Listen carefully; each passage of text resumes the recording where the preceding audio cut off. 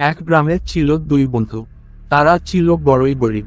তারা ফাঁদ পেতে বন মোরগ ধরত, শামুক ঝিনুক কাঁকড়া ধরে জীবিকা নির্বাহ করত। তাদের প্রায় ৯-১০ দিনের খোরাকি নিয়ে গভীর জঙ্গলে যেতে হতো। বন মোরগ, শামুক, ঝিনুক, কাঁকড়া, কচ্ছপ ইত্যাদি পেলে বাড়ি এসে কিছু বিক্রি করত আর কিছু নিজেরা রান্না বান্না করে খেত। এভাবে তাদের দিন কাটছিল অনেক দুঃখে। একদিন তারা জঙ্গল থেকে বাড়ি ফিরছিল।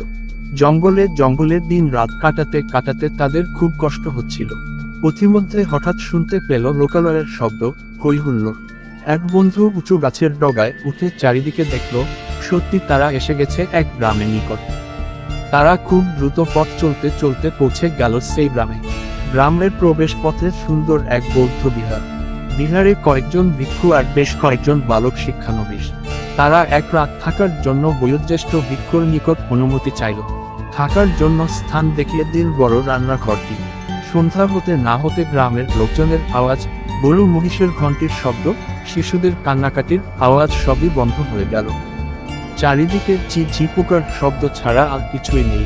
রাতে তারা রান্না শুরু করে দিল। রান্নাবান্নার পর মিটিমিটি চেরাগের আলোয় রান্নাঘরেই খেতে বসল। এমন সময় বিরাট গম্ভীর গলায় একটি কণ্ঠ বিহারের ভিক্ষুর শয়নকক্ষ থেকে ভেসে এলো। তখন তারা শামুক রান্না করা চুষে খাচ্ছিস, চুপ চুপ চুপ, আমাকে একটু দে। দুই বন্ধুর আর বুঝতে বাকি রইল না, এটা প্রেত ছাড়া আর কিছুই নয়। কারণ তারা জানে ভিক্ষুরা রাতে খায় না। তাছাড়া এর কণ্ঠ বিকট, কর্কশ আর গম্ভীর। তারা ভয়ে ভয়ে বলল, আসতেছি। তোদের আসতে হবে না, আমার এইখানে তুলে দে। এই কথা বলার পরই একটি বিরাট জিহ্বার অগ্রভাগ রান্নাঘরে প্রবেশ করল। জিহ্বার সে কি ভয়ানক বিশ্রী গন্ধ, আর তা জলে ভেজা, লালসার জল টপ টপ করে পড়ছে। সঙ্গে সঙ্গে ওরা ভয় কতক শামুক জিহ্বায় তুলে দিল। প্রেত ভিক্ষু কট্টর মটর করে চিবিয়ে খেয়ে ফেলে পূর্বের ন্যায় আবার চাইতে লাগলো। শামুক শেষ হলে ঝিনুক, ঝিনুক শেষ হলে কাঁকড়া জিহ্বায় তুলে দিল। এবার দেবার কিছু নেই। ওদিকে ভোর হতে অনেক বাকি। এমন সময় তাদের সাথে করে আনা মোরটি কোরকোর আওয়াজ করলো।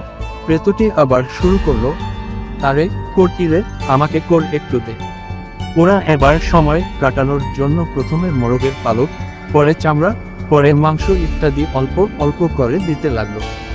তারা জানত যে ভোর হলে ভূত প্রেতের শক্তি কমে যায় আর মানুষের শক্তি বৃদ্ধি পায়।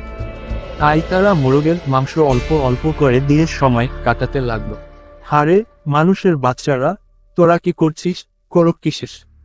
দিবি না আমায় বেরিয়ে আসতে হবে? দে দে, তাড়াতাড়ি দে। এদিকে দুই বেচারা ভয় জড়সড়। রান্নাঘরের এক কোনায় দেবার মতো তাদের আর কিছুই নেই। ওরা দুইজন নিরস্ত্র। প্রথমে এক বন্ধু ভূতের সাথে কুস্তি লড়তে লেগে গেল। প্রথম বন্ধু ক্লান্ত হওয়া মাত্র অন্য বন্ধুকে বলল, বন্ধু বাঁচাও। অমনি অপর বন্ধু প্রথম বন্ধুকে ছাড়িয়ে নিয়ে নিজে কুস্তিতে লেগে গেল ভূতের সাথে। এই ফাঁকে প্রথম বন্ধু বিশ্রাম করে নিল। ঠান্ডা পানি দিয়ে হাত মুখ ধুয়ে নিয়ে তাজা হয়ে অল্প পানি মুখে নিল। আবার দ্বিতীয় বন্ধু যখন ক্লান্ত হলো, তখন সে তার বদলে আবার কুস্তি লড়ল। এইভাবে পালাক্রমে লড়ে চলল।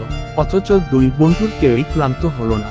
ওদিকে ভোর যত হতে লাগলো, একাকী ভূত ক্লান্ত হতে লাগলো, শক্তি কমে যেতে লাগলো। এক পর্যায়ে ভূত হাঁপাতে হাঁপাতে বলল, আমায় ছেড়ে দে ভাই, তোরা আমাকে মাফ কর ভাই। তোর মাফ নেই, তুই আমাদের সব খেয়েছিস আর আমাদের খুব ভয় দেখিয়েছি, এবার তোর রক্ষা নেই। এই বলে ভূতের কাটা বগলে চেপে ধরে চালাতে লাগলো তার নাড়া মাথায় শত শত ঘুষি। অবশেষে ভূত বলল, আমাকে তোরা ছেড়ে দে, তোদের আমি একটি সোনার পাতিল আর একটি রূপোর পাতিল দেব, সিঁড়ির গোড়ায় মাটির নিচে পোতা আছে। এক বন্ধুকে অন্য বন্ধু, যা দেখে আয়, সত্যি কি না বন্ধু? অন্য বন্ধু গিয়ে দেখে, হ যা হ, ঠিক কথা, ছেড়ে দে ছেড়ে দে। তখন সূর্য উঠেছে। ভূতটাকে ছেড়ে দিল। সিঁড়ির গোড়া থেকে সোনার রূপার পাতিলগুলো তুলে নিল। দুই বন্ধু বাড়ি ফিরে গিয়ে সোনার রূপার পাতিল বিক্রি করে হয়ে গেল বিরাট জমিদার। বাকি জীবন দান দক্ষিণা করে আরাম আয়েসে কাটিয়ে দিল। ওরা জনে ফোন দিয়ে আটল, যদি ভূতের সাথে লড়তে হয় তাহলে একসঙ্গে জনে লড়বে না, লড়বে পালাক্রমে। তারপর আবার ভূতের শাসানি, হ্যাঁ রে মানুষের বাচ্চারা, দে দে আমাকে কিছু খেতে দে, নইলে ভালো হবে না বলছি। এবার তারাও প্রস্তুত। প্রথমে একজন তৈরি হয়ে রইল, অপরজন এক কোণে নীরব দর্শক হয়ে দাঁড়িয়ে রইল। এবার দুই বন্ধুও বলল, তবে আয়, তোর একদিন কি আমাদের একদিন। বলামাত্রই সমকক্ষ থেকে কি যেন কালো বিরাট একটা কাঠের গুঁড়ির মতো গড়িয়ে আসলো রান্নাঘরের দিকে। সারা শরীরে লম্বা লম্বা লোম, এই উঁচা, এই মোটা বুক, চোখ দুটো ফুটবলের মতো জল জল করছে। প্রথমে এক বন্ধু ভূতের সাথে কুস্তি লড়তে লেগে গেল। প্রথম বন্ধু ক্লান্ত হওয়া মাত্র অন্য বন্ধুকে বলল, বন্ধু বাঁচাও। অমনি অপর বন্ধু প্রথম বন্ধুকে ছাড়িয়ে নিয়ে নিজে কুস্তিতে লেগে গেল ভূতের সাথে। এই ফাঁকে